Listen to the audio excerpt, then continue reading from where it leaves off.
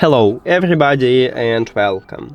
In this video I'm going to show you how to disconnect your earbuds SKULLCANDY Jib True from your iPhone.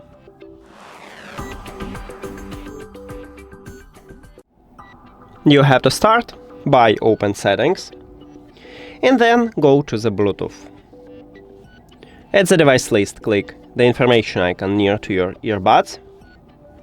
And at the third line we have a button disconnect. You need to tap at this button.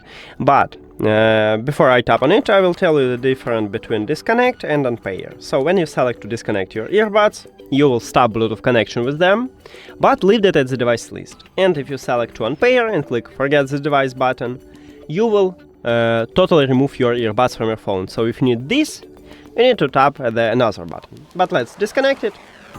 Here we go, and now, as you can see, as I said, we have it as a device list, but I stop Bluetooth connection with them, and I can reconnect them. If my headphones turn on and do not connect it with another device, I just tap on them here, and that's it.